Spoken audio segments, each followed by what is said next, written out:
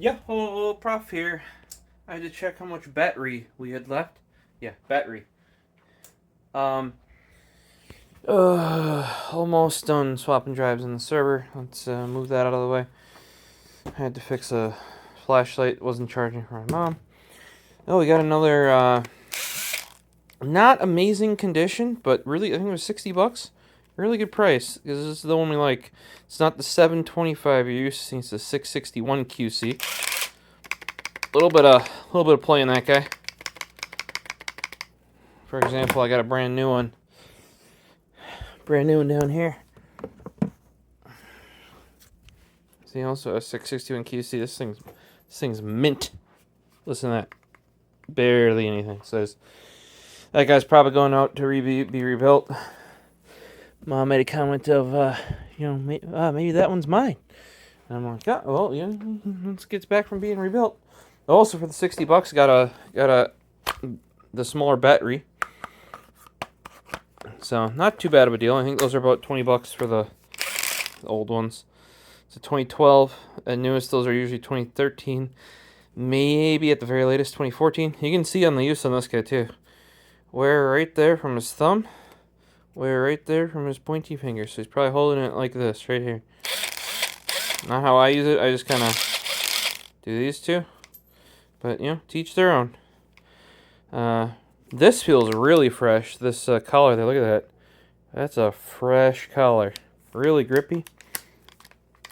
So maybe it did have some maintenance in its life, because all of mine are way more worn than that. We're not here for the my laptop, which is Surface. Some of you have asked. That's the Surface Laptop Studio 2. You don't want the Studio 1, it's garbage.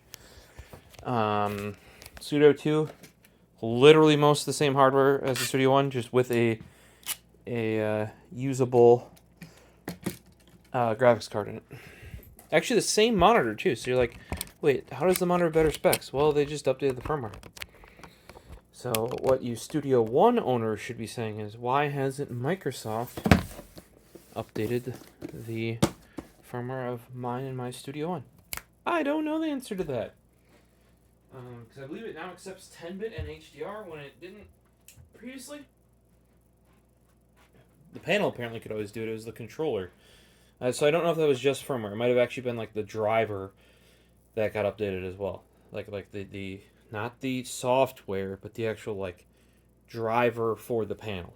Like the thing that runs the panel.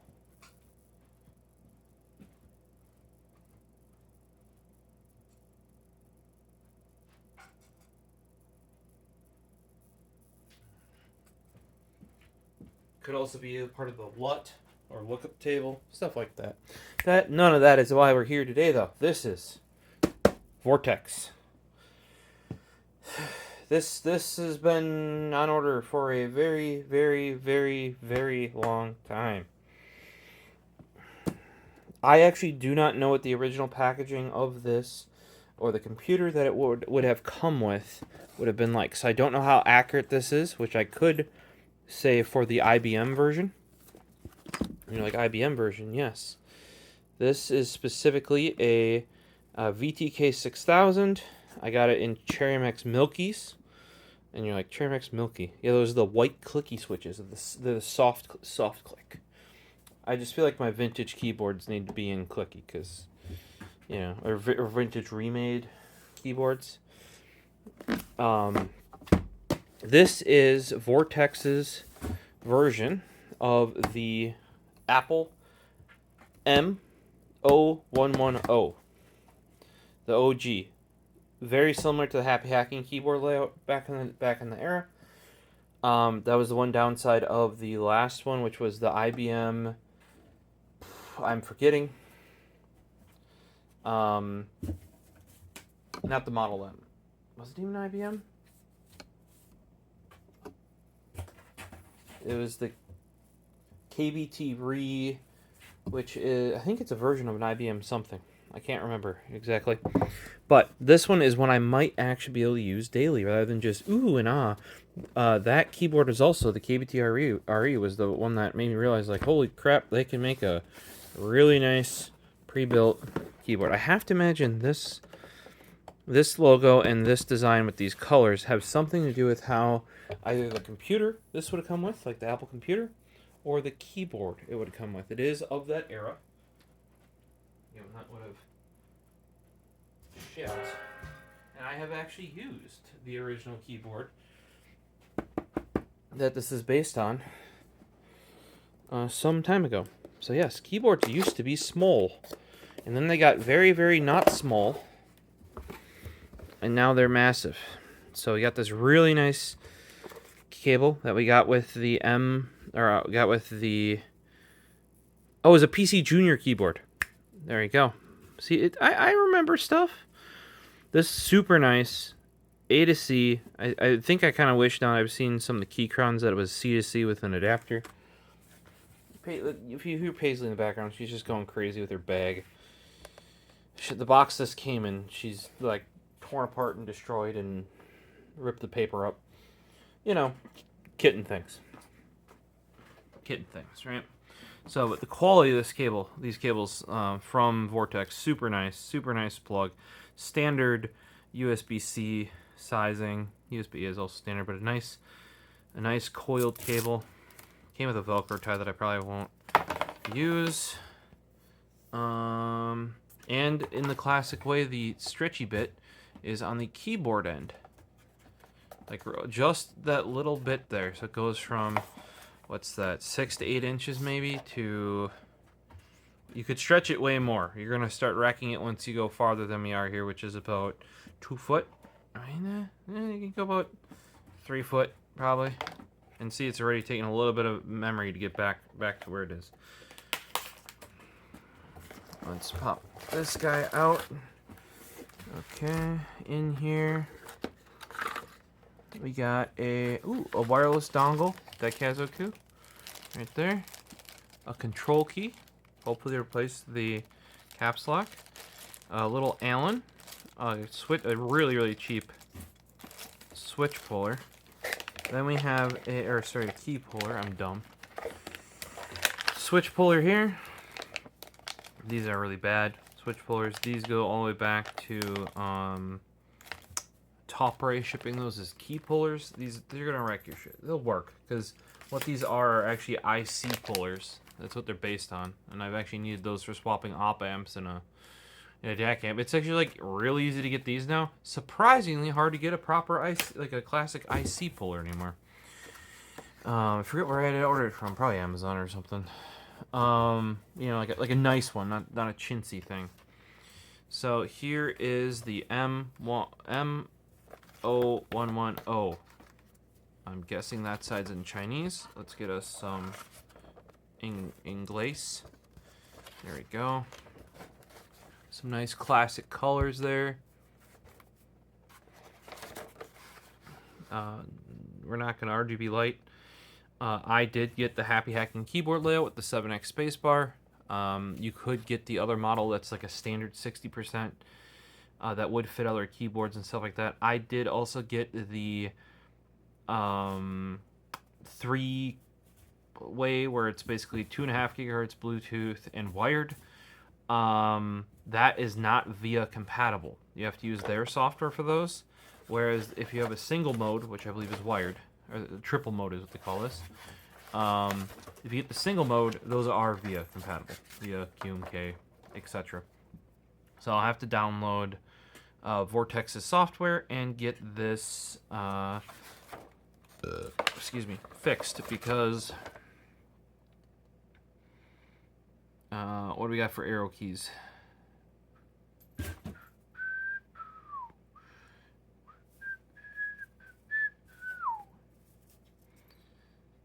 Okay, F1, delete. Looks like there's 2 layers of functions. Alt caps lock is LED indicator A is on caps lock. Okay. Pause, end, home, insert, delete, print screen, pause, lock, end, home. Left, up, down. So it's using question mark is up, alt is left.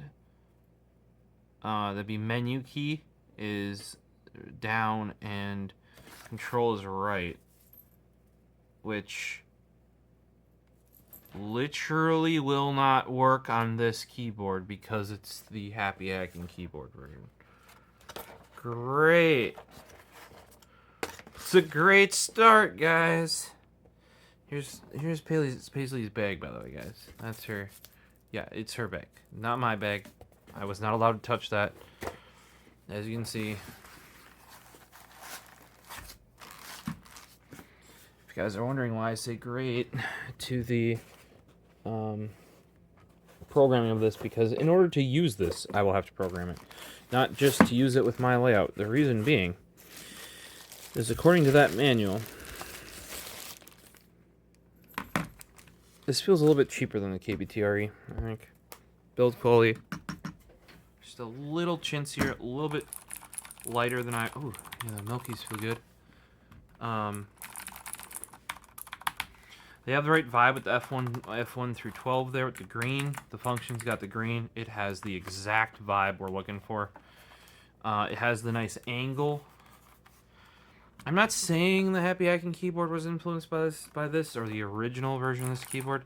This does feel a little bit mushy. The soft clicks do tend to do that. And this is gasket mounted. Let's grab a... Here.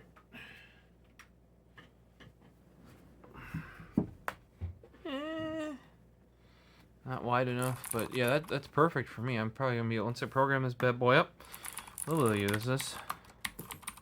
A little bit heavier on the MX Milkies versus, I got some Gateron brown garbage in the Keychron Q60 right now.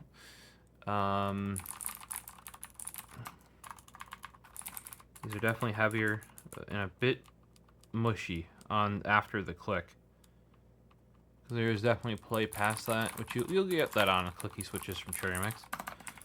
But like I said, I feel like I prefer the Milkies over blues or greens because they don't have this really high-pitched pinging when they click. You just have a little bit more feedback than you would, you know, normally. This caps lock key is going to become control immediately. Here's our issue. Right now, here's function. The arrow keys they want you to use, normally Alt would be here.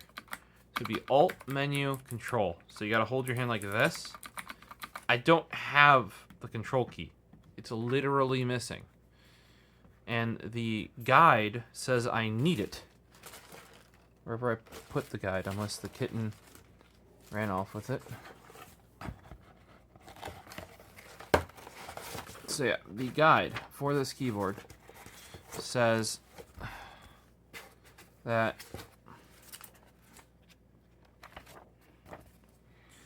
up, question mark, left alt, or right alt is left, code R is down. We do not have that key. Well, I guess it's this one. It says code on it. It's menu. So, but that would be Windows. So normally this would be menu over here. I program it as such. And then over here, they want right alt to be right.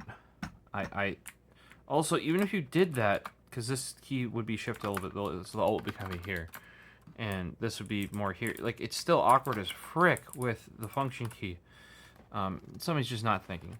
It's here. Just use the Happy Hacking keyboard layout. Just do it. That's what I'm gonna do. Left, right, up, down, and then I modify it. On a Happy Hacking keyboard, home and end are like halfway across the fucking keyboard, and I use them way too much. So they say home is H, end is N. Yeah, so it is. It's Happy Hacking keyboard layout. And then page up and page down, it's going to be J and M, I bet. Where are we? Home and... Do they even have... Oh, U and O? What the hell? U and O is page up and... This makes even less sense. So U and O, page up, page down. And then H and N is home and end. How are you even... hitting that no. We are not. That is not considered an okay layout. If you're running how I do it, I used to try and do inverted T like this. That's a bit of a stretch. Your pinky gets all in this little like weird hook over here, right? You keep the Happy Hacking keyboard arrows. You actually do not need like this, unless you're playing games. Remap it to WASD. You're used to that anyway. Left, right, you know, accent, colon, up, down. Then with this here, you can still do home and end, right here, P, home, right bracket, end, O and L, page up, page down. It's all in this little nav cluster. You're just typing, boom, boom, boom. Perfect. So this keyboard, once programmed, will get used for me. For sure, because it is a proper happy hacking keyboard layout. That is why I bought it that. And I actually do not like having this control key here. And some people are like, it's an extra key. Why is that an issue? Because I'm actually used to rolling my hand to hit control and some of these closer ones here. And this part of your hand, if you're not used to keys being here, will actually roll and hit that control key or whatever is programmed there. So on a normal 60% board, I have popped off those keys because I don't need it because control's going to be here. And to be truthful, it's only something you kind of accidentally do once you get used to the control key being here, and there not being a key here to bump.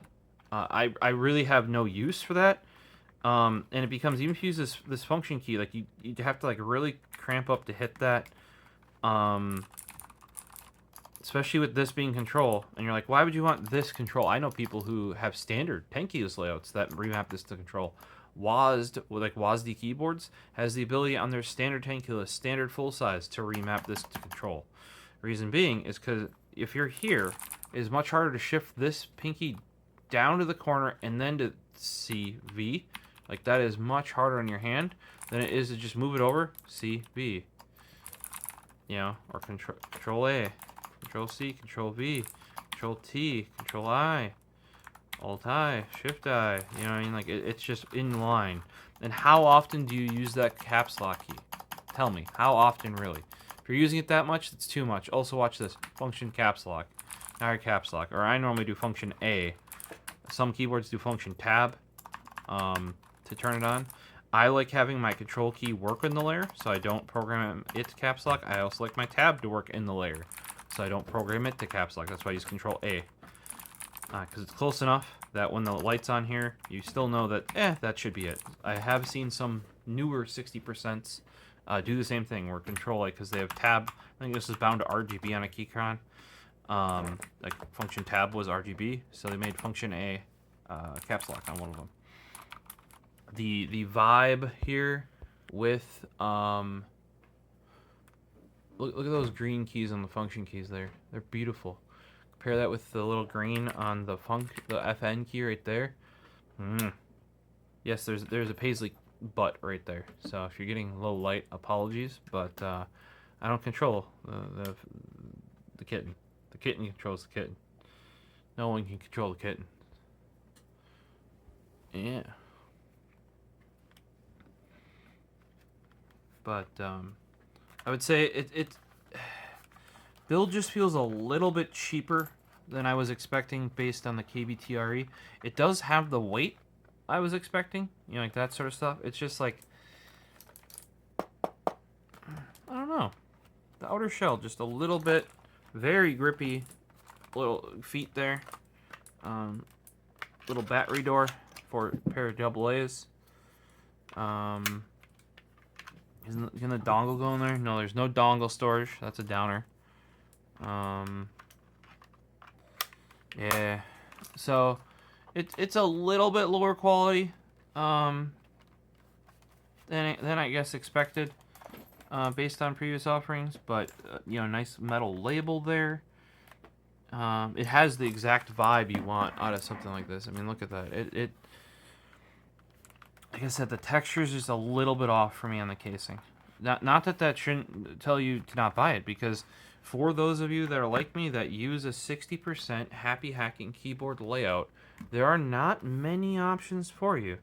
One of the few others I have right over here. Let me grab it. Remove the keyboard or the wrist up, right?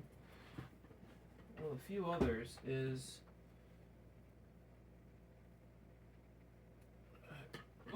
right here from Keychron, where they effectively made a happy hacking keyboard. And this is kind of what I was comparing to this, because this thing's a fucking tank, a Q60.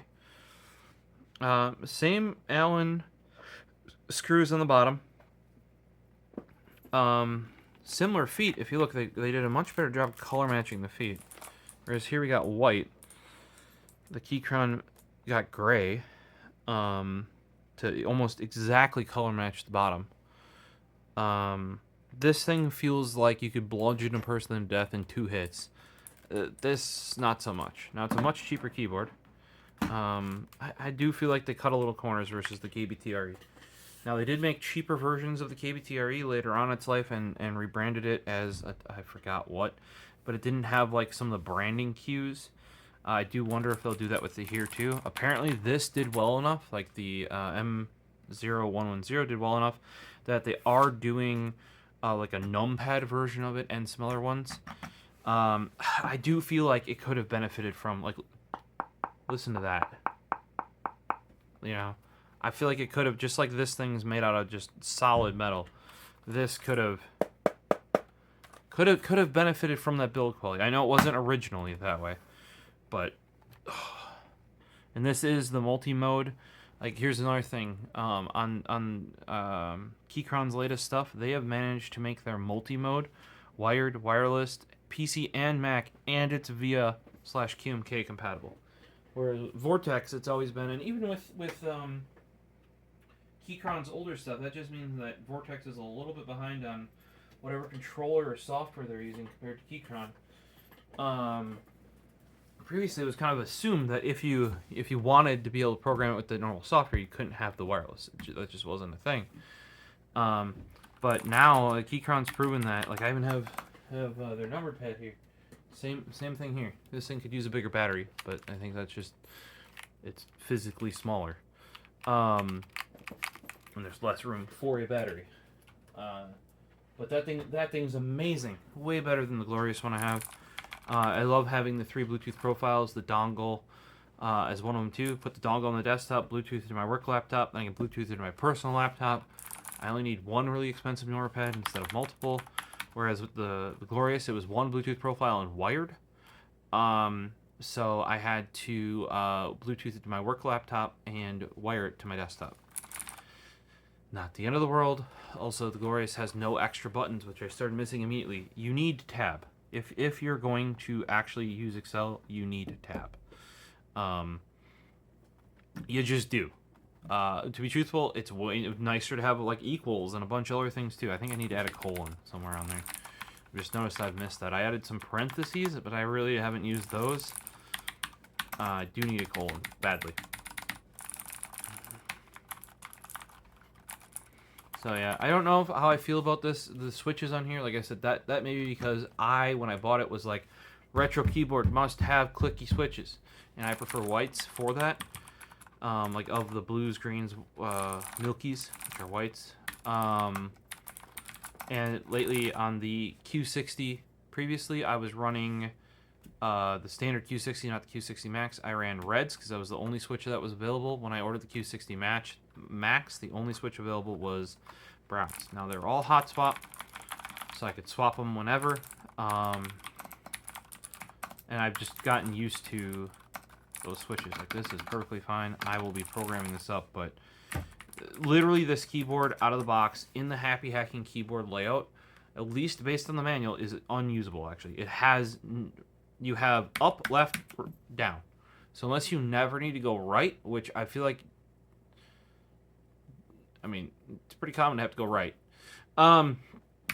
It's literally useless. So we're gonna fix that. It's just an oversight, you know. I would have just programmed it with a Happy Hacking keyboard layout, or at least one very similar to it, because it's the same layout. You can look at what Keychron did with theirs. I think I've improved the Happy Hacking keyboard layout by left arrow, up arrow, and then home and end, because you can just, you're in the same cluster over here, and then page up, page down. You're reaching a little bit, but you don't use page up, page down as much as you used to. Some things that I do is I like having escape in the default layer.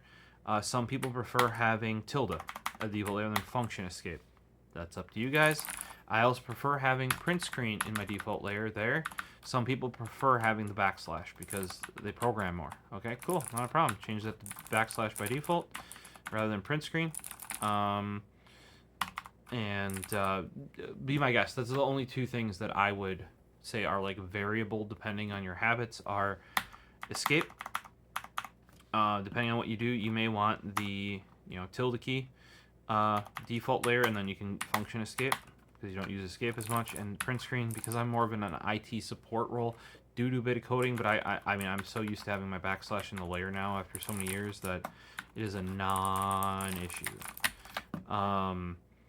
And I don't do coding as my number one job. If you do that, if you do a lot of coding, you may want backslash first, and then you can be like, I only print screen every now and then. And you can function print screen. It's all up to you guys. Or if you have a cat that sits on your keyboard and print screen causes issues, like I've had recently, you may want to put the print screen key in the layer because the cat is activating it, which then in the middle of your game causes it to try and take a screenshot, which with the built-in Windows one pauses what's ever happening on the screen so you can take a screenshot of it. What we do for our cats, right? One thing I will say is I do have a little bit of dirt or a scuff on this corner that I've been, if you've seen me rubbing a bunch, I'm trying to get it off. There's like dirt right on that corner. I think I might have finally gotten it off, but okay, mold. I can see a little bit on this edge here too, where there's sprue marks where they would have cut it out. This edge is good. Nothing too heinous on this end. A little bit of sprue here. Look in there. But yeah, it's kind of particularly bad along this edge right here. Just real rough with the cleanup. Looks like. Flex. None really. Thing's freaking solid. Like I said, the feet very grippy. I think they're the silicone ones. White's not a bad choice, right? But would have been better to go with gray like Keychron did. Here's the cable. I think the cable will match up pretty well because they did that on the PC Junior. And this is very similar. Yeah, look at that. That's like dang near perfect.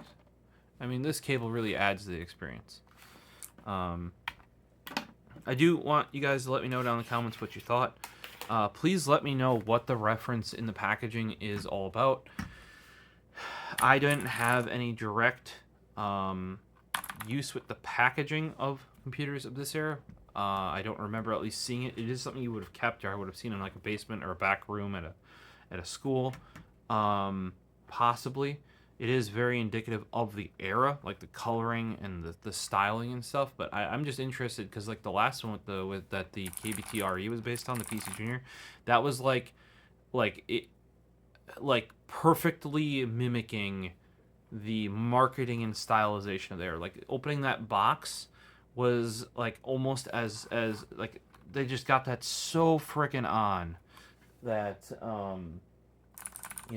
And like I said, I can tell that this one's a little bit more mass-produced because the other one, like even the cardboard box it came in, it's not like obviously this box, but the box that the box came in was actually fitted to it. I still have that box.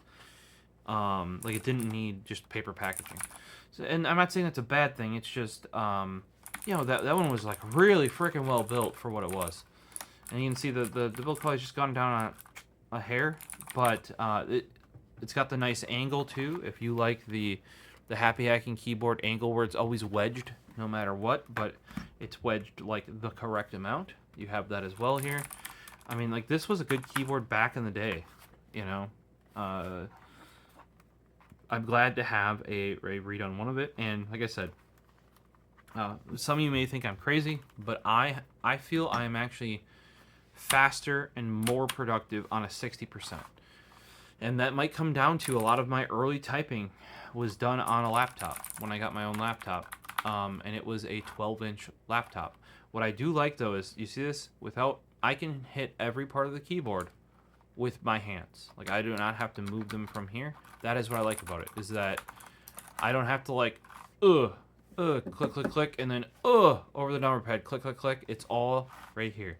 And I know some of you will be like, I need my number pad. You even bought a separate one. Right, but no, for normal typing, if you're not literally doing data entry that has numbers or modifying spreadsheets or like number heavy things, force yourself to use number row.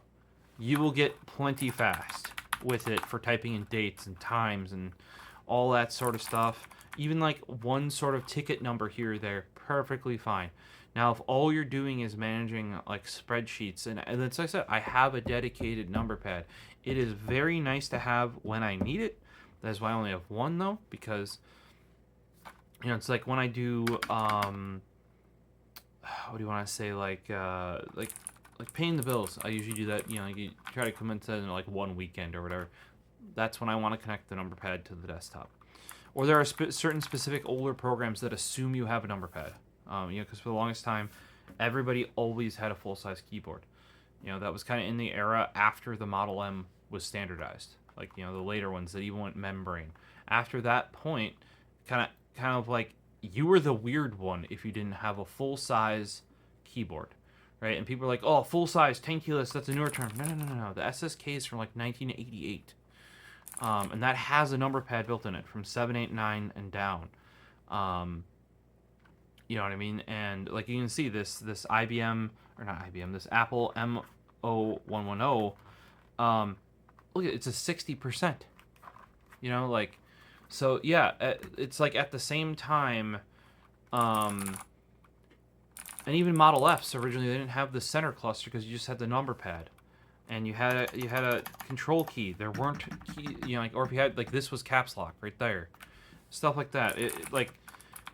Yes, the Model M went and standardized it, but before then, a lot of the layouts that we're using now, or we've shifted to, or with function keys on the side, those were already tried. And not because they're worse or whatever, but we've everything finally standardized. And like I said, because I can kind of be here, just like on your laptop, I hate laptops that don't have the keyboard centered in the middle of the screen. You gotta really need your number pad to like, do like this the whole time. And you're like, oh, prof, I wouldn't do that. I would just shift the laptop so I'd be like this. Imagining this is the center of the keyboard right here. Why would you do that? Now the computer is not centered on the lap. Now, like, this part's hanging off your leg, and this part's hanging over your leg or hitting your armrest on your chair or some shit. Like, no. I have thoughts on this, as you can tell. But this is why I like a 60%, because I can hit the whole keyboard with my hands without breaking, control it. And, like, here, Win E, Alt D, stuff like that, function F2, rename your thing, enter. I'm trying to remember what some of the other stuff is. If you do a shift enter, that's going to run it as admin. Like all that sort of stuff. And no, I don't go like shift enter. Like, I don't know, I guess you could do like that. You wouldn't though, you'd shift enter. And be moving around with your arrow keys, shift enter, You could do IJKL. That is a legitimately number pad. Or if you're a Vim user, it's JKL : You program that in. Now in this keyboard, I don't know if you'd want to do IJKL because your function key's over here. That's not gonna work. But it's really up to you. I just feel like most 60% keyboards have their layouts wrong. This should give you a little bit demonstration of why. Also,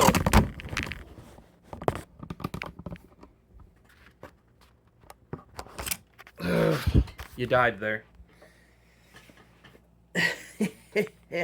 The old Gorilla Pod.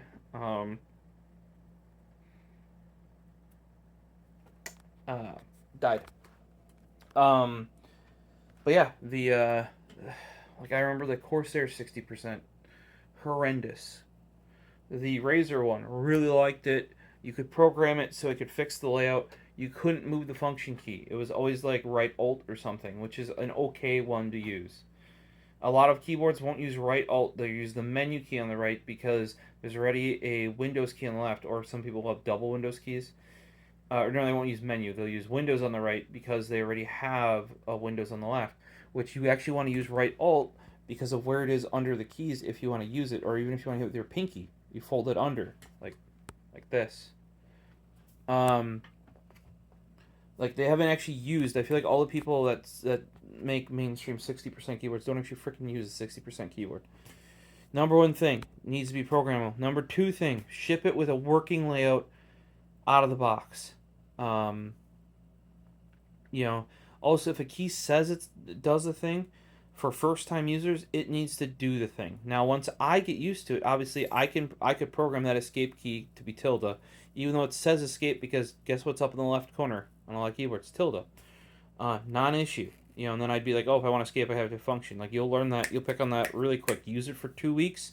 That layout will be burned into your brain. And you're like, yeah, but like for the first 3 days, I'm going to be super unproductive.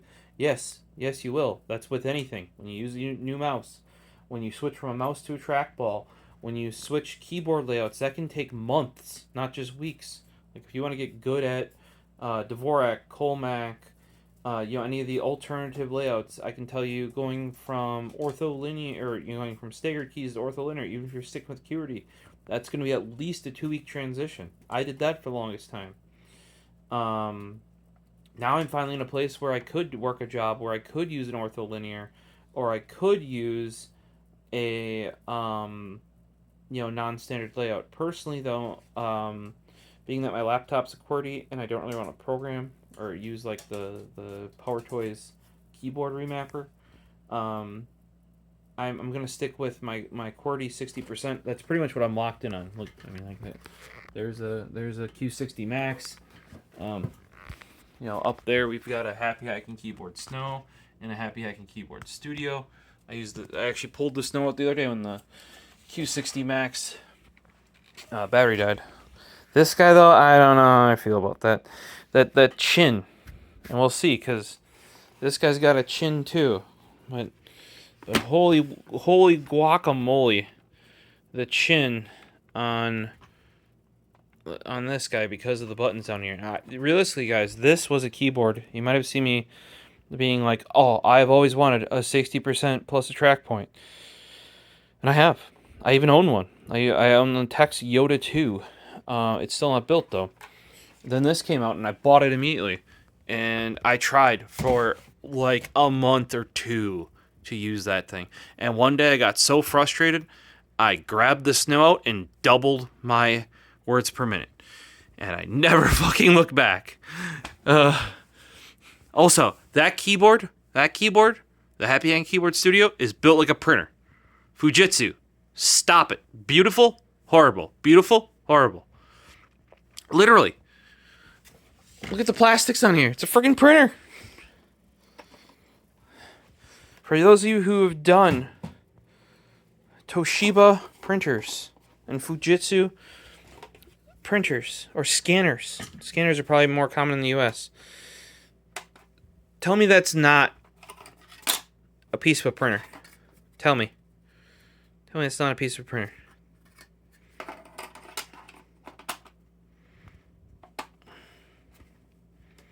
And just the sheen. Look at that sheen. And it's like dirty even though it's clean. That's a printer. This is literally...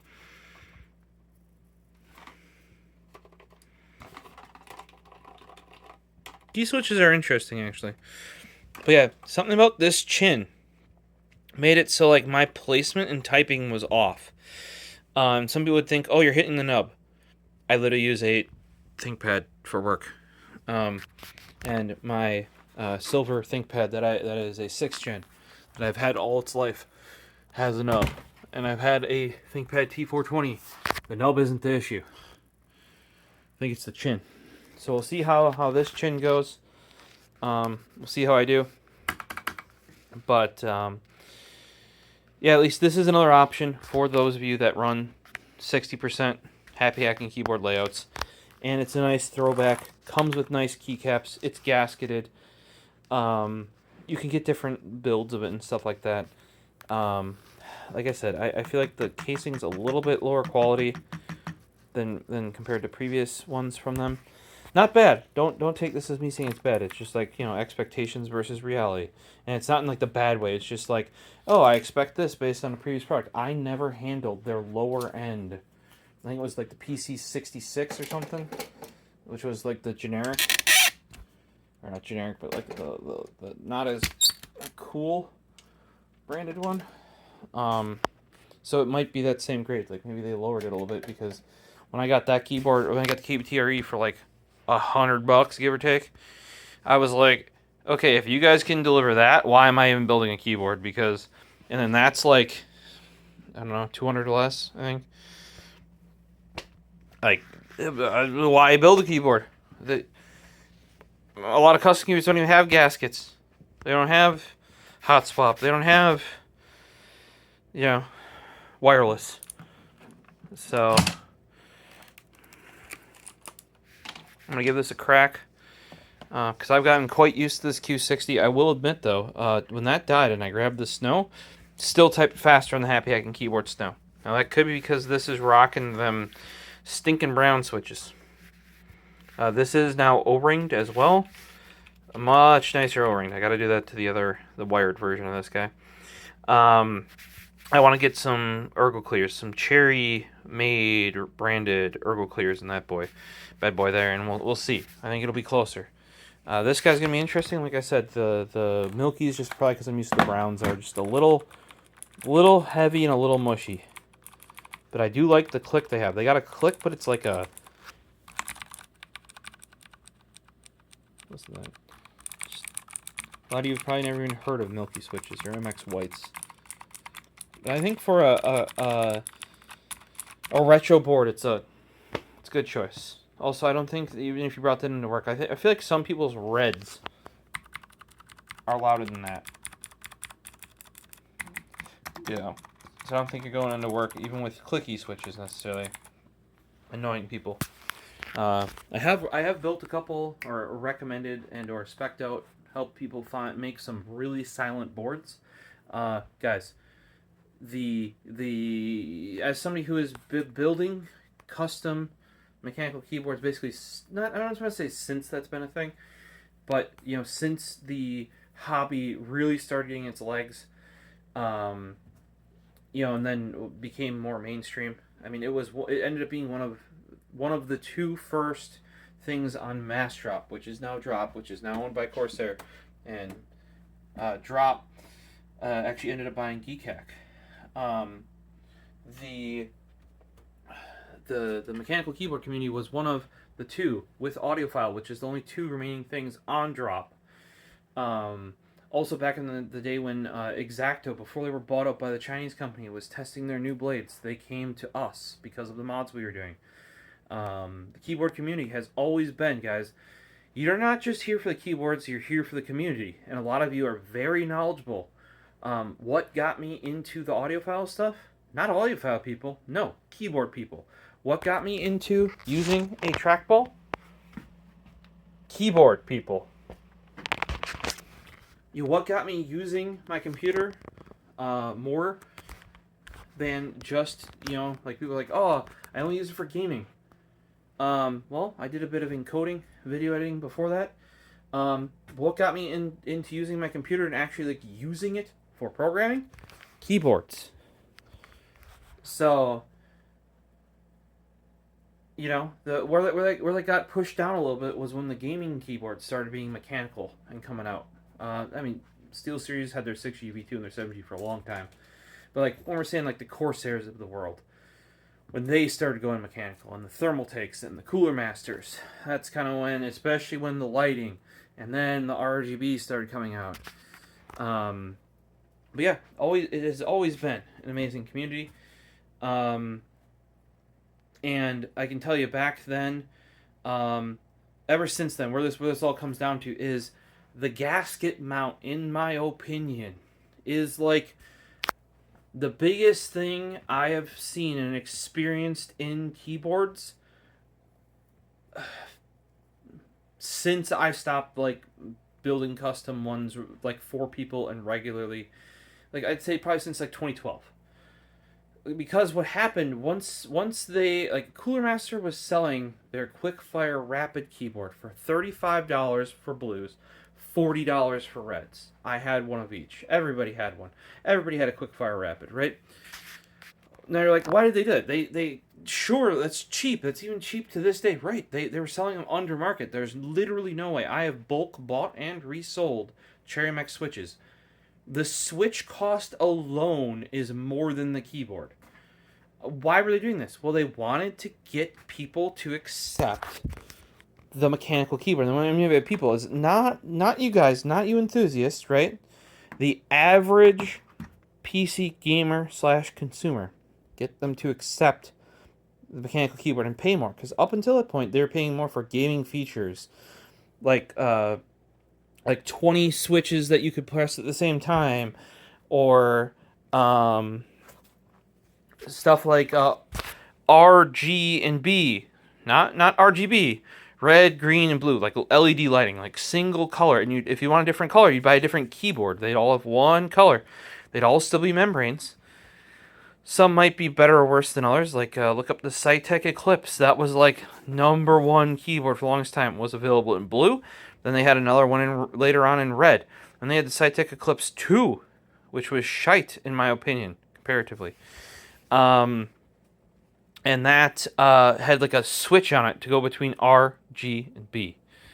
That was gaming keyboards prior to the mechanical stuff coming in. Well, the Quickfire Rapid, and stuff like that, like these, like Roseville had $100, from Newegg, like OEM and model price at $100, just like black switch keyboards, and then later on a little bit more for red switch, but black and blue were like, you could get a keyboard for $100, that was good. But then all these gaming keyboards and brands try to get in there, and they initially would have this really high price, but then on sale they would cut them way down. Oh, we're getting rid of this year's model. Cut it down.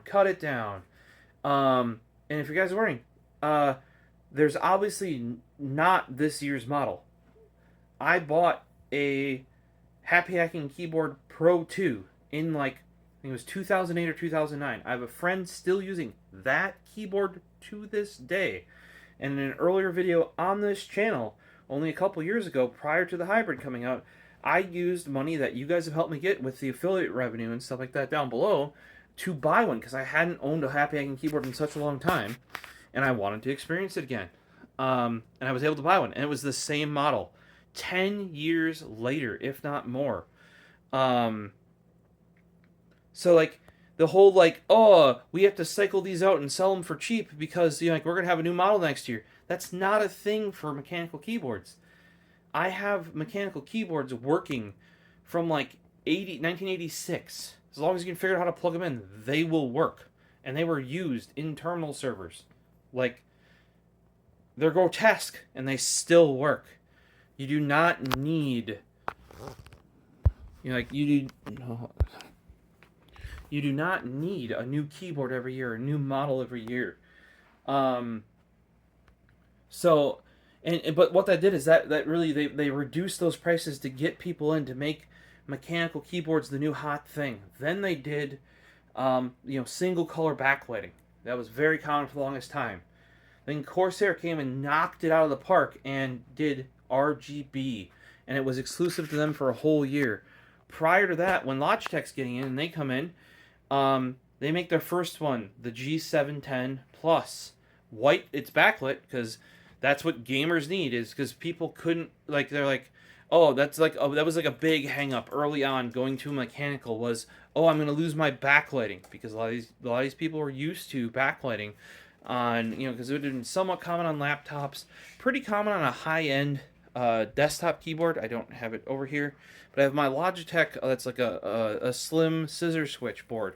Wasn't uncommon to have those that have backlighting back then, or definitely a high-end gaming keyboard would have been backlit, if not fully lit, like the whole keyboard's just lit.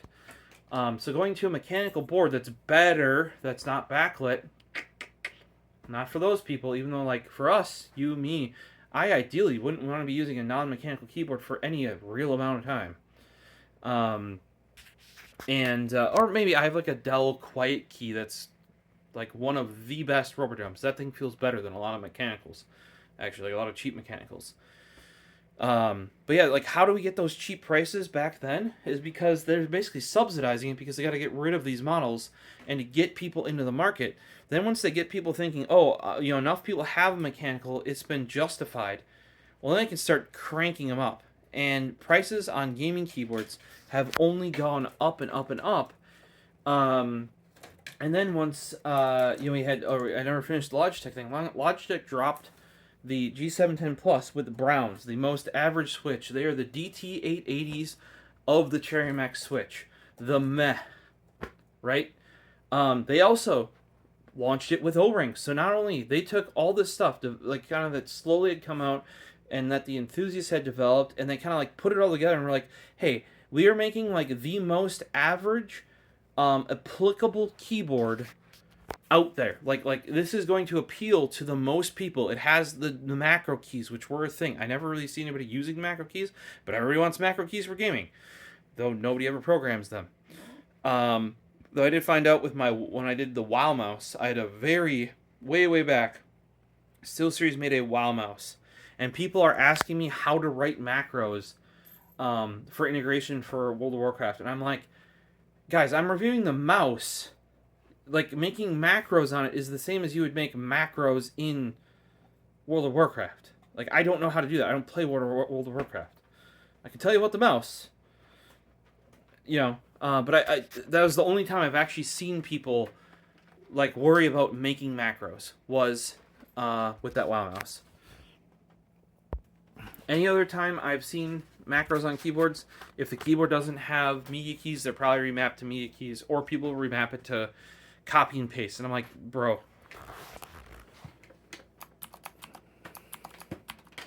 Yeah, exactly. So that thing came out. Browns. Logitech literally bought up an entire year supply of Cherry MX Browns. We in the community, when we're trying to bulk buy them too, Cherry will not sell them. They do not have them. Think about that. One company back then was able to buy up the entire manufacturing production line of a switch type for a year. Why did Cherry do this? They wanted to make sure they had enough to supply their demand. That's showing you how big of a demand difference there is between... What are you doing, Paisley? Look at this kid. She's digging in my box of fans. Fractal's not going to appreciate that. Yeah. Yeah, Fractal sent those, that box of hands there.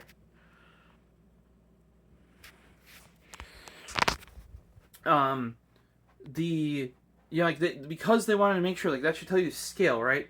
They had to buy, in order to guarantee supply for all of their retailers worldwide, they had to buy the entire supply of switches. Think about that on scale compared to what was being sold before. And that was even when like Cooler Master was involved and some of these other brands. But Logitech coming in just decimated the market. Then once that was successful, Razer comes in and they just use blues. And they go with their blue, but I don't remember if that was before or after Logitech.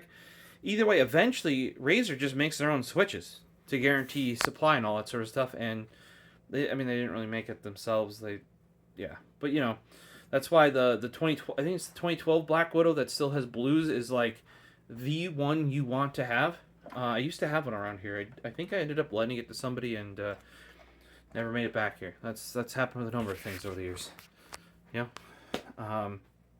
why some people are for your friends and some people aren't.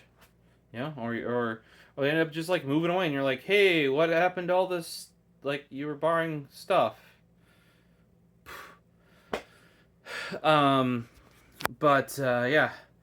that whole thing's interesting, because and then the RGB comes out, and what Corsair manages to do with the RGB is they managed to take what was $100 keyboard for no backlighting, then companies that turn it into like $150, $160 with single color backlighting.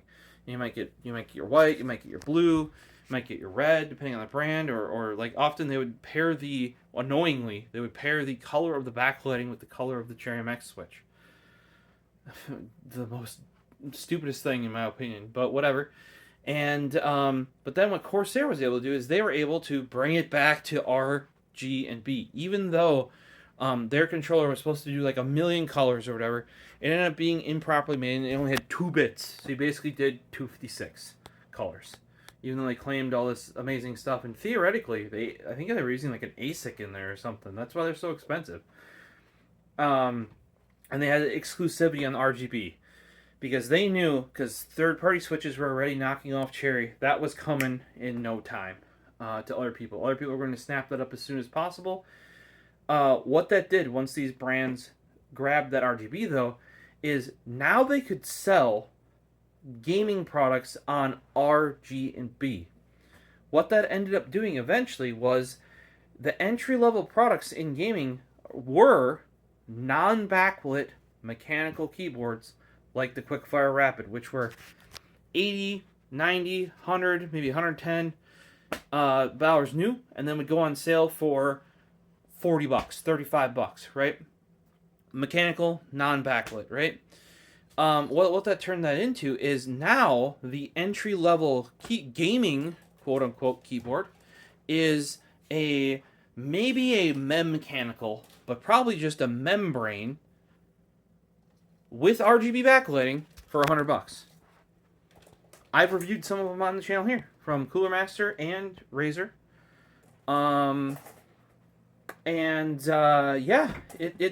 So what they did is they basically are selling you, and they changed the market to they no longer want mechanical, the actual thing that will make gaming better. They now want RGB, because that's what says it's a gaming keyboard, right? And it just they flipped the whole thing. So they took the thing that actually cost them money and made that not the thing that people wanted. Because when you're like, well, what, RGB doesn't cost? No, it does. There's RGB LEDs. But what costs more are these physical. Remember, each one of these needs an LED, but that's on the PCB. Like nowadays, it's just on some of them are on the back side. They put that right in when they make the PCB. Not an issue. The switches, though, each one of those costs money, right? And not uncommon to be at least $1 a pop for a switch. Now, when you're ordering them in bulk, you can get them 60 cents or less. Especially if you start going with off-brand stuff. I mean, I remember I bought that. What is it? The Gateron V2. They're like Milkies or something. They're over here. I think they're under here. They're the yellow ones. And those are like $17 or something for 30 of them or something. Like, it's dirt cheap. There might be 60 of them even. Dirt cheap, right? But what they did is they turned it into where, for gamers, that the cheap keyboard, right, was no longer a mechanical without, like, the bling. They turned the bling into the gaming keyboard, which sucks because you're literally getting a worse product for gaming. Like, I personally would rather have a $40 mouse with a good sensor and no RGB LEDs and a good shape that's lightweight than having a $40 mouse that is blingy as hell with RGB LEDs, has a Philips Twin Eye, and is freaking 150 grams, right? So I'd rather have the 100-gram mouse, and you're like, 100 gram, that's heavy. Nowadays, wasn't back then. 100 grams was considered pretty darn good back in the day, like when the 3310 was out, right? But when the 3310 is out, the Philips Twin Eye is still very much a thing, even in top mice from top brands, right? And sometimes they'd be like, oh, it's dual laser, we can sell it for more. Initially, kind of it was, but, you know. So it's all about marketing. It's all about perception. Nowadays, we're getting a little bit back to the actually having a mechanical keyboard, because there are all these Chinese brands, and Keychron being a premium one. They weren't always. But, like, I've even bought multiple Keychrons. They're literally over there on my desk now. Right there. And there's another one in that case, and I actually recommend. Like, one of the ones I recommended a silent one to somebody was a Keychron. Why? Because they are the cheapest keyboards that actually have a proper gasket. And to me, this is where we're going back around into this. The gasket is the number one thing that has been an actual improvement in the keyboard design of these mechanical keyboards since I've, like, there were different switches. Like, RGB wasn't it. So, like, once stuff started shifting to primarily focusing on gaming. Like, red switches are like gaming switches. No, guys, red switches were not the gaming switches. Red switches, the reason why people wanted them is they were exclusive. They were in one Philco It was the Type R keyboard, right? How they became gaming is, oh, they're faster because no, they're lighter. They're not faster. You know, like with the gram difference, how fast are you pressing it? That the difference between a 55-gram switch and a 45-gram switch is actually affecting the actuation speed. That is illogical. But Reds became the quote-unquote gaming switch, and especially once the keyboard forums got, infested with gaming people, people looking for, oh, which of these keyboards is the best? There is no best keyboard. For me, that's a really good keyboard.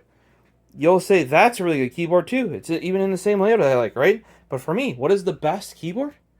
Not even the Snow. Because remember, we didn't do very well with the thing, because like, okay, this one should be better because it's my layout I like, and it has the track point I've always wanted. Nope, can't type on that thing worth a damn. So it should be the Snow then. No, I actually don't like the Type S the best. What is the number one for me? Happy Hacking Keyboard Hybrid non-Type S. I like not having the silence on it. I think that's got better key feel than the silent switch variant of the Top Ray.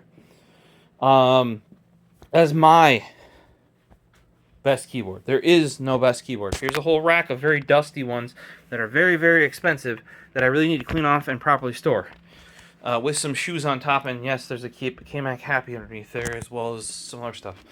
So yeah, there is no best keyboard, and that's where the keyboard community kind of like went into a bit of a hibernation period. I think there's a bit of a comeback within recent years, though, especially with these cheap Chinese keyboards where you can get a keyboard for $30-$40 that's actually mechanical that might not be great, but then Keychron will sell you under $100 a quality keyboard. Not like this one. This is the max version, right? Like a non-max, their entry level, their value level. And I can recommend that to anybody in work. We have a $400 budget for at home. You can fit a value Keychron in there with a nice mouse, whether you want to go gaming or you want to go productivity, like an MX Master or a MX Vertical or a like a premium mouse, whether it be productivity, or some people like me do prefer gaming mice as their productivity mice because they're lightweight, they're just nimble for clicking around, moving around, that sort of stuff.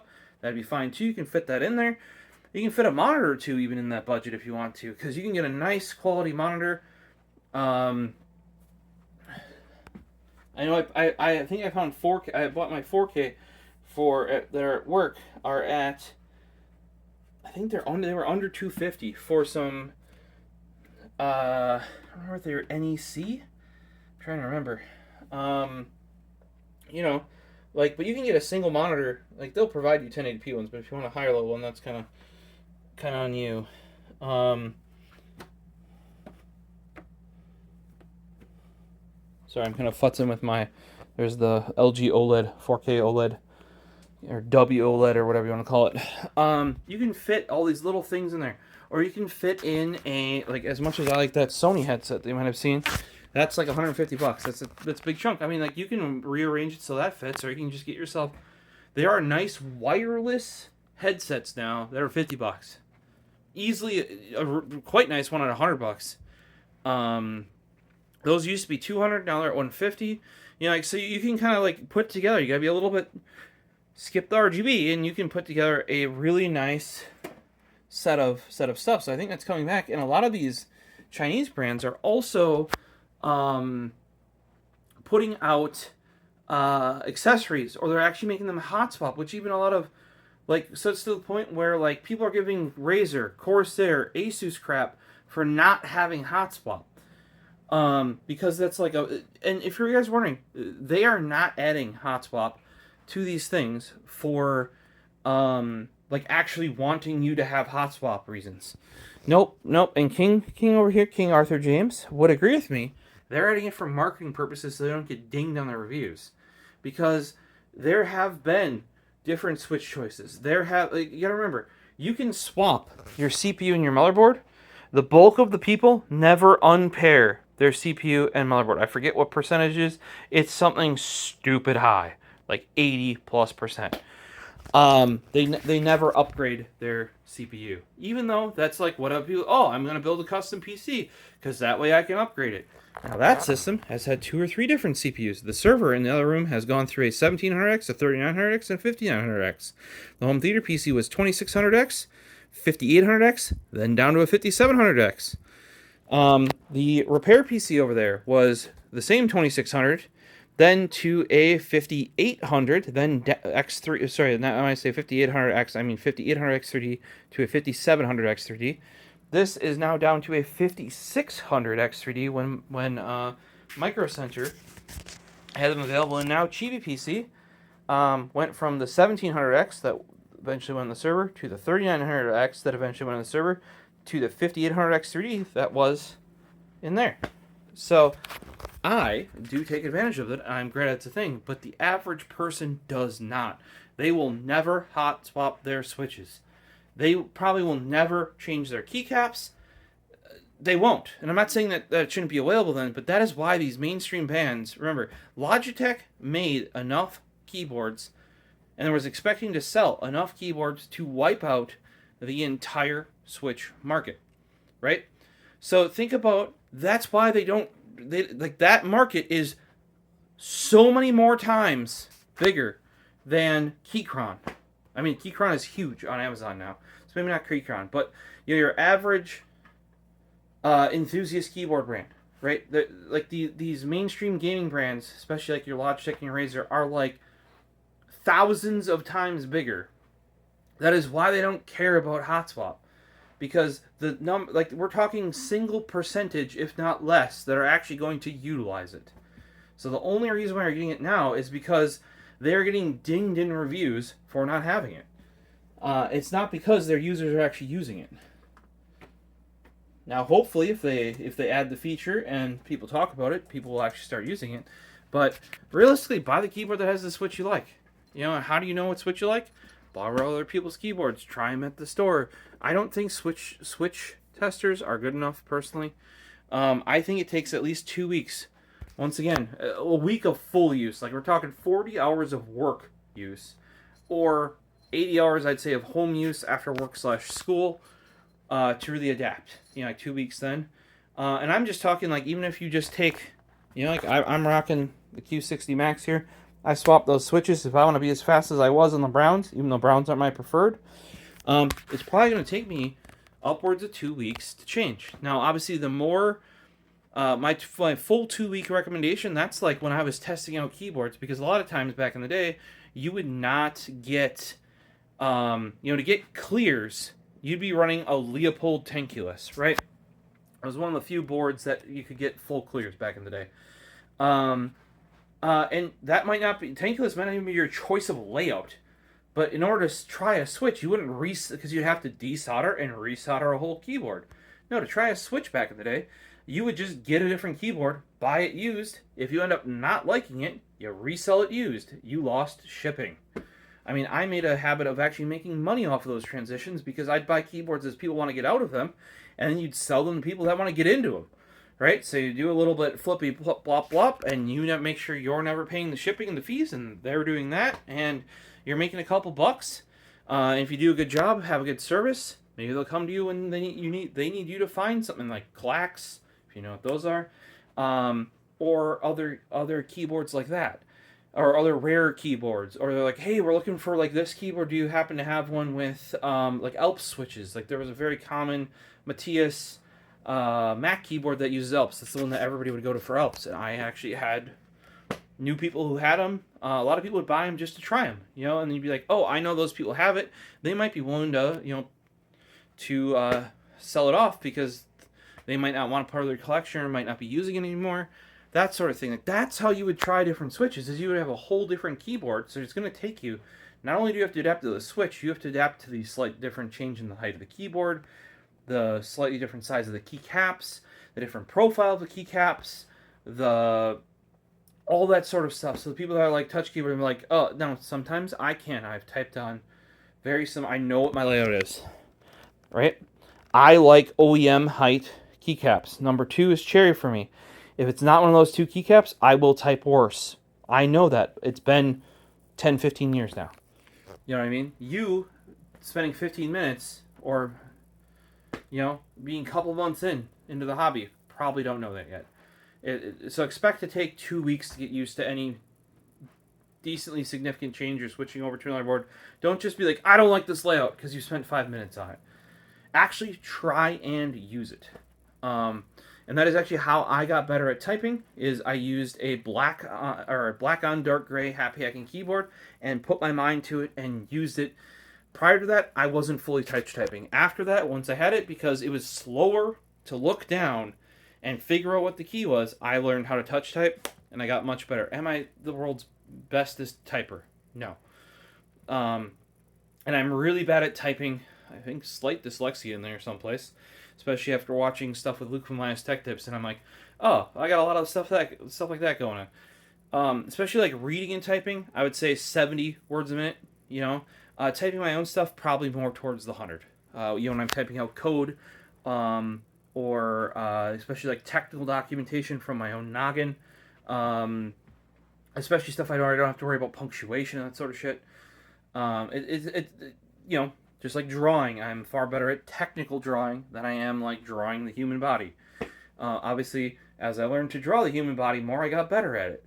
You know, it all depends on which sort of thing you're doing. I don't do a lot of transcription, which is a lot of people talking, typing the text. I would much rather write that out. I'm very good at that. Even shorthand for that and stuff like that. Whereas somebody nowadays would be like, "What the fuck's shorthand?" You know, it's all that sort of stuff as you learn and that sort of, you know. But like, don't just pick up a brand new keyboard and be like, "Ah, it's shite." If you really want to try and use that keyboard or that layout, yeah, spend a week, 2 weeks using it, like really, really using it. That is also how, especially lately, I have known if I actually like a new mouse. So here is the Vaxi XE. That is my main squeeze right now, right? There's a couple more in here that I know I can use. How I know that, though, is if I'm gaming and I feel like, oh, I should put this mouse down and go back to the XE because I think I would play a better round, or I would do a better job, or I would be more accurate with it. Whereas something like this Fanatic with Lamzu combo here, that never even happens. First night I used this thing, I forgot I was even using a different mouse, even though the shapes are actually not all that similar. It's lighter. I just felt it in hand, took a couple minutes to adjust to it, and it clicked. Whereas, you know, a bunch of the other mice here, like it'd be the U2 from Zoe. I as much as I think it's a better shape for Zoe, like as in like a new shape that's good, it is not for me. I just could not grip it right. I couldn't make anything land. Like it's like I would switch back to a different mouse and would just do better, right? And that you just know because you get used to what you're used to, and sometimes what you have to do though is like force yourself to use something different to realize, oh, it's actually better over there, you know. Yeah, that's like me lately. As I used to always be a right hand ergo user, and I found actually that way back in the day I've always liked the IntelliMouse Optical, which is an ambi mouse, right? And realistically, Rival 106, it's still like a right hand but ambi mouse, and turns out for all this time I actually preferred that without knowing it.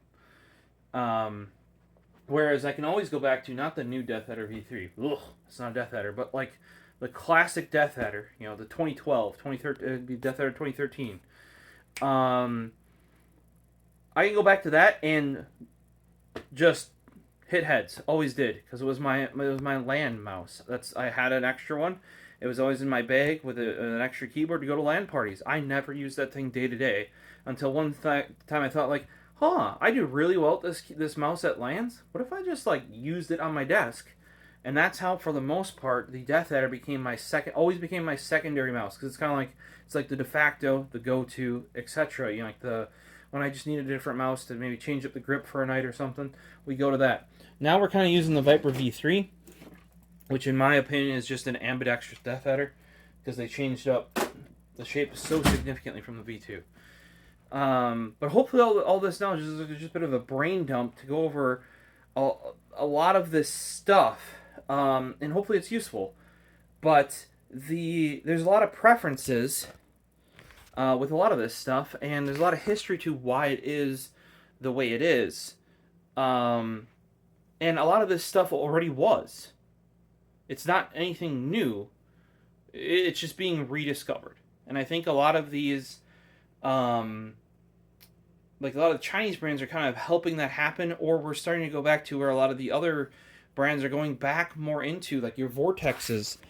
Do make some cheap keyboards, but they're also making these recreations, these retro recreations, and your Keychrons, who are always only the cheap keyboards, now make these premium full metal, full wireless multi-mode keyboards. And I would argue, like, the Keychrons, 3 Bluetooth modes, wireless and wired, most like flawless experience I've had recently, and they're just like a Chinese brand that kind of came out of nowhere. And maybe you might correct me. Maybe they haven't come out of actual nowhere. But for somebody who was in the keyboard brand to see a out-of-box keyboard from a mass market manufacturer for a reasonable price like that, it's like you almost think, like, why even? Yeah, I understand as a community you want to customize your switches and you want to make it like you want to do the mods, but why? That already did it for you. Literally, it's all done right there. You know. So when it comes to Hotspot, the only reason I think you guys might enjoy Hotspot is to figure out what switch you like. Once you like, I know I prefer Ergo Clears, Clears switches with a 62-gram spring. I prefer the ones that have the spring that's a little bit too long, so it's pre-compressed a little bit, because that's what the original 62-gram springs were. I think they were out of a pen or something like that. So they weren't designed for Cherry MX. And then later on we had switches or springs made specifically at the correct length for Cherry MX, and I just didn't like those as much. But I will be trying Cherry's Ergo Clears to see how I like those in one or both of my Q60s.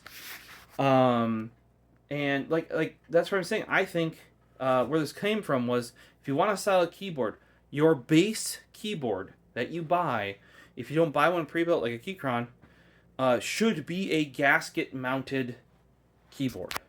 And then you got to throw your qualifiers on top of that. There are actual websites that will help you sort and select these. Like, one of them recently was they wanted a full numpad on the keyboard. And I'm like, oh. And the only 2 brands that had a gasket-mounted keyboard with a numpad were EpoMaker and Keychron. And I was like, the EpoMaker is always on the cheap side. And from my experience, they have poor support, and like they're not physically a good quality. Like, they're not a nice thing to touch. They might look nice, right? But they're just not a nice thing to touch. Kind of like this one. Like I said, kind of like this M0110. Physically looks the way it should, but the feel of it on the casing, which you aren't gonna feel that much when you're typing, just isn't as nice as some of the previous ones. Keycap feels really nice. What I expect. A nice profiled switch there. Love the green. Classic there. If you guys are running, they even used to have red and blue. And then they would color code the control and the alt, so you knew when you were holding alt, and one would actually do a function in the program. Like, that's how it used to be. Like, used to have like a little thing you'd put above your keyboard up here with your F keys. That'd be like for WordPerfect or whatever program you would do in, because there weren't menus necessarily, or there would be shortcuts, but you really needed to actually use them, because the mouse was clunky, and it would literally be faster to have. You might have seen nowadays they would have it for Premiere or Photoshop, or they have dedicated keyboards or they would have little covers that go over the keys, so you know what the shortcuts are. That's been a thing since keyboards have been a thing, especially before you had UIs like GUIs, or when you had really simplistic GUIs where you didn't have a menu bar up top that actually told you what was going on. You would have these little cards that like sat above and below the F keys, and told you what they would actually do in that program. And if you held Alt and then pressed it, what it would do, and they would even color code them. Sometimes on the keyboards when you were learning them too, they would actually put like little stickers, or they'd already be on the keycap. Like it would be a certain color, and that would match up to the bar up top. You'll see that a lot in I don't know if you still will nowadays, but back when they would use top array real force keyboards for airlines, that's where you get the RGB control alt delete, guys, or not control alt delete, the control alt and shift is, I think it's control alt shift, yeah, or shift control alt. Like basically those are all color coded. That's where they come in the green, blue, and yellow, or red, green, blue, yellow. I'm trying to remind myself because I think controls red, alt's blue, shifts yellow. I think I might be wrong here. RGB, red, green, blue. Shift might be red then. I'm trying to remember. But if you ever see the I think it's RGB. Yeah, some of the stuff did also have yellow on it, depending on the brand. But the RGB RGB modifiers. There you go. Bing, bing, boom. That is actually stems from functional options sold by Cherry and Realforce for use in enterprise and every like industry, I should say, not enterprise, in industry. So that then you could bind a thing saying, like red key plus F1 is function, is thing, right? That is why that they're set up that way. Because you're at a terminal and you just have, even for many years, even today in banking industry, you're not going to have some fancy UI a lot of times. It's going to be, like 640 by 480 ASCII character menu. And that's why that sort of stuff's there. So you have, you can set physical defined shortcuts to a function. And you have a little card that says what they are and stuff like that. But that's where those colored keycaps, the early colored keycaps, come from, or the red escape, because escape used to not just back out; it would shut down your freaking computer. If you're at the command line and you hit escape, that escapes that menu, which is functionally your operating system. This is why often escape keys are set to be, if it's a blue switch keyboard, they're green switch. Same with spacebar. Spacebar needs, because it's bigger. Escape would be there, so there's more.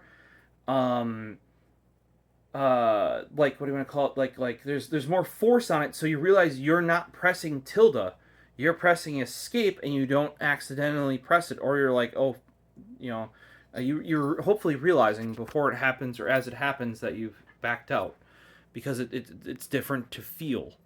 A lot of that's gone away.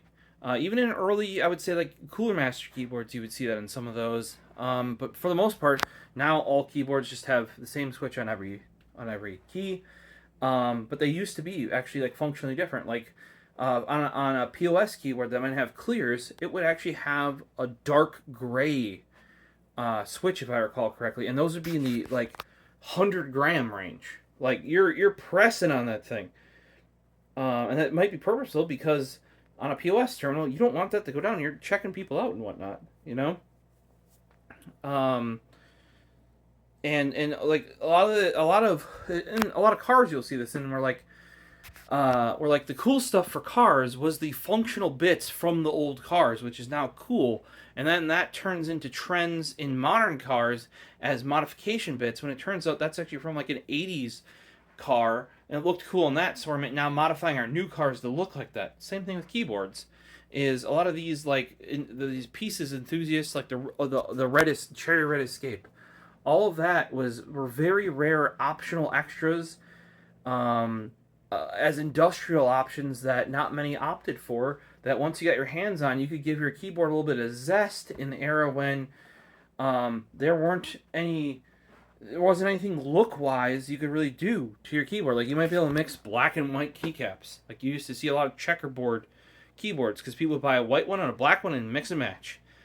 And they'd have two of them, because a lot of times people have two computers, work computer, home computer, two home computers, and you just put one keyboard there, one keyboard there.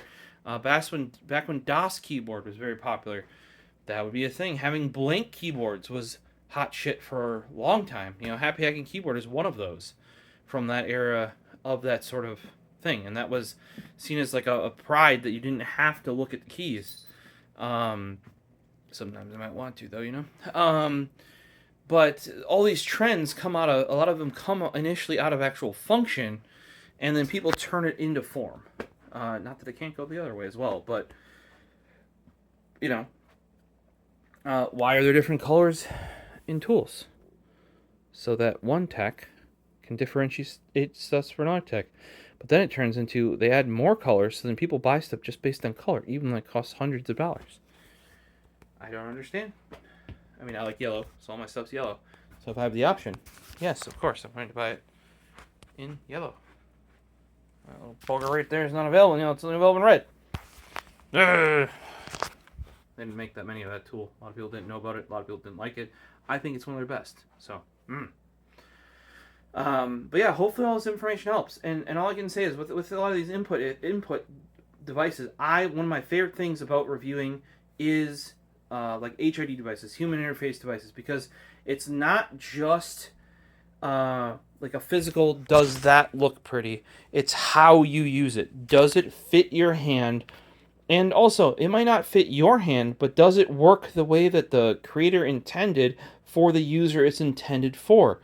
One example of that would be the PlayStation Portal that everybody poo-poos, but Linus gave a decent review for the people it's for. Like, if you already have a PlayStation 5 and want to play it within your house on a device, like say then your kid can watch TV, or you want to give it to your kid so you can watch TV, and they can still play their PlayStation. Or your wife wants to watch her K-dramas, and you want to play a bit of whatever. Might be perfect for that if you mainly have a PlayStation, right? For anybody else but that, horrible product, right? So that's where you have to review the product for its intention, but then you can also mention like, hey, for anybody else who doesn't intend to use it that way, it's shit, you know? But then, you know, like for a mouse, there's a lot of ergonomics. It's how you interface it. It's how you use it. That's why I like reviewing peripherals. You know what I mean? Like, you can review a webcam just based on how it looks, but this one, like, auto rotates because Logitech thought vertical video was going to be a thing, and you'd be recording vertical video on your desktop via a webcam? No, I always just turn off the auto rotate because it's annoying as frick. It is kind of handy though that it does have native USB-C. It was one of their first, I think it was their first webcam to have that. It looks all right. The autofocus on Logitech is always touchy. So is the white balance. If you leave it on auto, it kind of works. If you start tweaking it because it doesn't have two sliders, also autofocus kind of like it just doesn't work right sometimes, and other times it's perfect. Like, I wish there was a way to click autofocus and then lock it. I guess sometimes it'll just focus on something else for no apparent reason. But yeah, so it's all about that like usability thing. Like I like III from II's headphones from a both visual. Those are very dusty because they're not in that case, which they should be in, which is also very dusty. But if the case was closed and the headphones were in it, nothing would be dusty. Where they have a very industrial look, and yet they sound good as well. And you can see it's because a audio company paired with a design company, and they made a product like that. Then it turns out, and I didn't even know this because at the time I didn't know about the Sennheiser HD25s. And it's like, oh, there's a reason why this is an iconic look, a simplistic industrial look to me, because they have based it on what in the DJ industry was the headphone for the longest time. It was the MDR V6 of the DJ world, or MDR 7506, or for those of you into the CD900 ST, for those in the Japanese market, you know, like that the HD25 was the headphone of the DJ world, just like those were the monitoring headphone of the both music and TV world. In that same era, DT770s, not to the same extent. In certain different markets, there's some audio, I think it's Audio-Technica ones. But yeah, so they're actually based on, they're hitting that brain thing. They're like, we're making a modern rendition of a classic item. and it's hitting that, like, it's like, oh, that was a iconic design then, and like you tweak it, modernize it, it's an iconic design now, in my opinion. Like, not only looks good but sounds good. Oh, here's here. Oh, I wonder what that design's based on. HD 250 BT. Yeah, that's like a cheap version of the HD 25 in Bluetooth. I still haven't opened those. I got them for like $30. Wonder if they're any good. That's been in that pile for well over a year. You know, so I'm not saying nothing is new, but you know, that yes and no, you know. And it might be new to you, which is cool, but probably comes from someplace else, and it does sometimes help to know where it comes from to appreciate it. You know, in the regards to all of us, you know, it's an interesting thing, but like that's what I'm saying. Like for me, I would buy, if I'm buying a brand new high-ish end mechanical keyboard, gasket, mount, start there. Then start picking. I want a number pad, which do you really? Do you really? Or I want arrow keys. Like we found Squares loves himself the 70% keyboard. I didn't even know 70% keyboards were a thing. I knew 75% was a thing. I knew tankulus was a thing. I knew 60% was a thing. I knew 65% was a thing, which is 60% plus arrows. And I'm like, you guys are crazy. You just, what are about embedded arrows? Some people cannot be pried away from their physical arrow keys. Squares, however, he has learned the glory of the home and end and page up and page down, especially home and end, though, when it comes to technical writing and spreadsheet manipulation and light scripting and coding, right? So what does the 70% gain you that a 65 does not? It is 2 rows of keys. 2 rows. Not just 1 row here, because a lot of times they'll do 1 row and then arrow keys, right? Or they'll do it's actually arrow keys in here, and then you lose that short right shift, and you have a row of keys. It is a full right shift, arrow keys, and 2 rows of keys there. And then that gains you home and end, page up, page down. You can get yourself a dedicated delete key and a print screen key, and one more that you can use, like I think it's usually insert, because you're going to be insert and delete are paired together. So it gives you the full nav cluster without giving you a full keyboard. So for him, because he wants dedicated keys, doesn't want to go function, you know, arrows, home and end, page up, page down. He wants them physically. 70% is what he found, because that does chop off. He always thought he needed function keys. No more. Chop those off. Some are down from a 75, right? Super interesting. Didn't know that existed, and I can see why he wants it, because I do agree. Home and end, vital. Once you're actually using a keyboard. Home and end, page up, page down. We use print screen all the time in tech, because you're like, here's what it looks like, or like telling people what to see, or what you see, or just documenting things in general. Like sometimes the easiest, quickest is just screenshot it. I have thousands upon thousands upon thousands of screenshots between just on my work computer. Much less on my home one that has been, you know, it kind of got reset around 2011. You know, the server apocalypse. That was also, if you guys are aware, that is the year that the flooding in Taiwan happened. So I needed brand new hard drives. The year they doubled, or more than doubled. I think it was a 2.5x price increase. Yeah, that was a rough time. So there's function over that too, and by now he knows what switches he likes. He knows what profiles he prefers. You know, like we built him that really nice based on also, here's another thing, guys. All custom keyboards used to be based on Philco Tankulus PCBs. All of them. That was the keyboard. Because it was the keyboard to have. They were expensive. That was the keyboard to have. So if people were going to modify a keyboard, they were going to modify a keyboard they already have rather than buying another one to modify. Then later on, people would make knockoffs. And in a way, the Leopold... I wouldn't say it's a knockoff. It's maybe the same designer as the Philco Tankulus. So it's in that same vein. But then some I'm trying to remember which brand it was. It's not Vermillo, I don't think. I have them in the back room. They made literally like somebody molded the Philco Tankulus to the point where I actually use those to make my Phantom keyboards. They were cheaper in every way, but like literally the Philco guts fit in them, so I could buy those for $60 instead of $160 or 100 used, and cut those apart when I wanted to modify them to fit my Philco, which had F1 through 24 up top. As well as extra keys and a number pad. Like I heavily customized. Like I fit a number pad into a Tankulus size.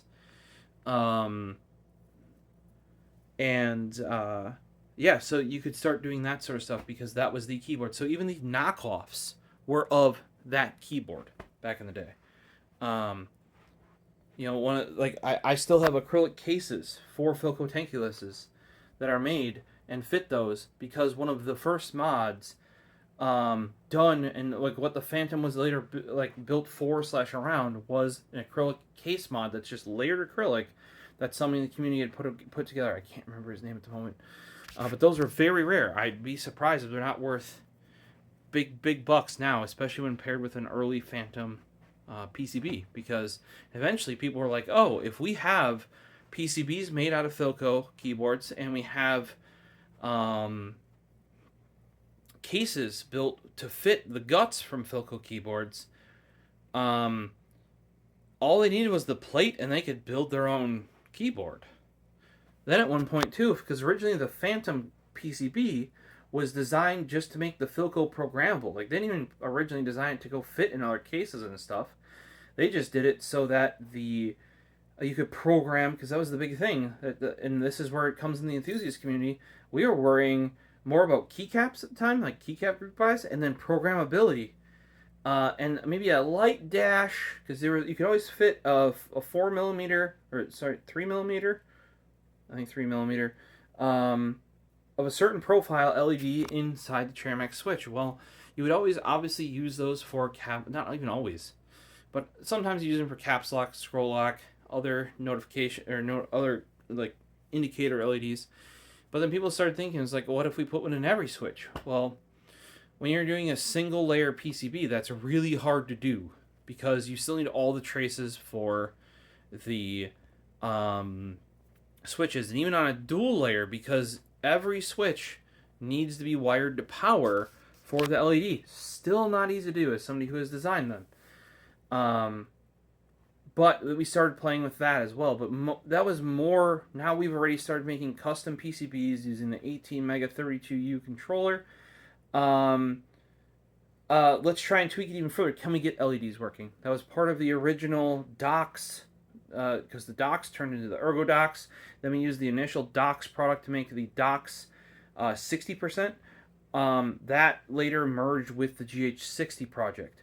In order to adopt additional layouts into the GH60, they dropped our backlighting. I think later modded versions of the GH60, they did add backlighting.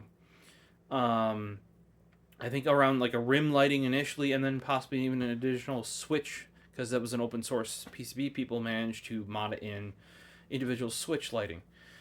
And then like back in the day too, with RGB, it wasn't SMD on PCB like it is now, and initially that was raised up on PCB on the top side of PCB. Now on modern hotspot switches, it's actually on the bottom of the PCB with a cutout going through. They were 4-LED or 4-legged LED, the same size as the normal 2-legged ones, and you actually had to modify the switches to even get them to fit. Because there are only 2 pinholes in the bottom of the switch to get the LED to go through. Or you could do dual color. You could do red green. I think it's amber red. Like you do 2-tone, and then basically depending on what voltage you pass through them, it would either be I think. Is it 3 colors? Because you'd pass one voltage, it would be one color. Other voltage would be another color. The in-between voltage, it would be both colors. I think to that extent. We could do stuff like that as well. and this is using older LED tech, like not all the digital stuff you're seeing today.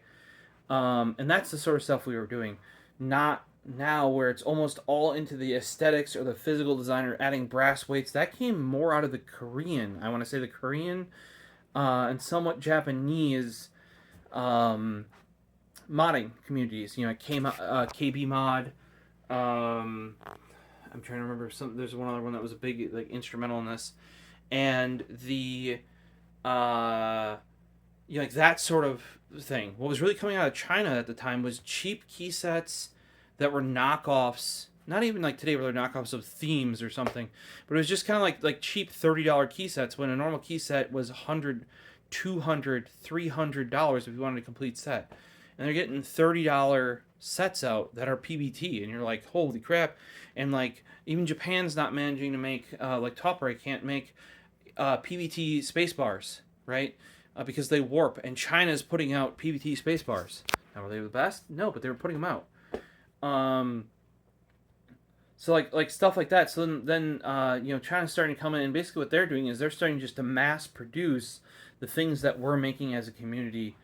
And in some cases, Mass Drop at the time was helping with that because they're going out to some of these places that were doing this sort of stuff and like proposing ideas to them and funding it and that sort of stuff.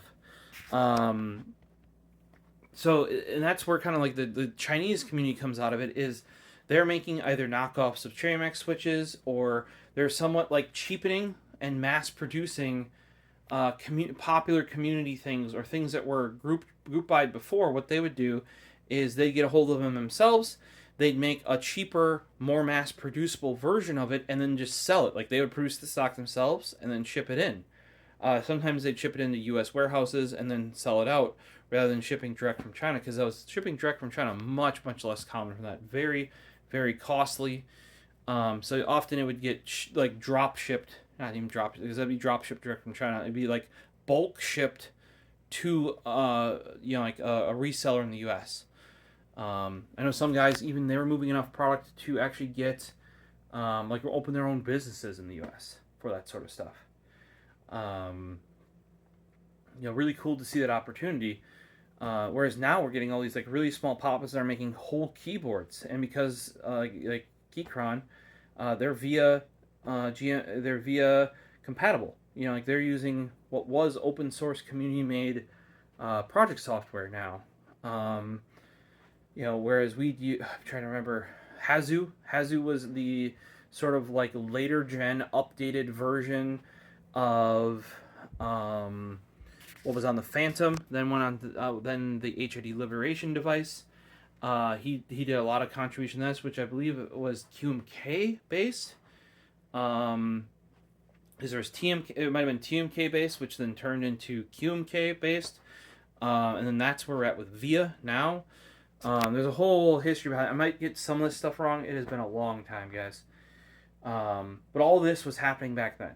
But like I said, a lot of this got like somewhat stifled for a long time because we developed this, we put it out there, the community was eating it up, but then the whole like gaming keyboard thing came in and kind of crushed the whole market. Shifted when that happened. When gaming mechanical keyboards started taking over the market, then backlit gaming mechanical keyboards, you know, and then Reds became readily available, and they're like, oh, what's the best gaming switch, or what's the best gaming keyboard? And we're like, they're all fucking the same. It's a keyboard. You know, like if you guys are gonna buy one thing in your gaming, you don't buy a better keyboard, you buy a better mouse, and you buy a mouse pad. Then you get the keyboard. Pressing WASD will work.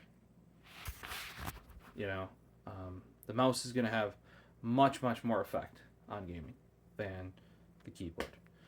So this has been a long talk. Hopefully, this has all been interesting to you that want to know a bit about the keyboard, like a generalized keyboard community history from roughly 2008 to 2012, I want to say, roughly.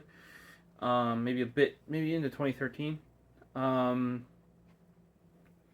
And where the priorities lied in the community versus where they ended up being in the companies, which are two completely different things, and why you're stuck with RGB, and how that applies to you buying a new keyboard or a trackball or a mouse.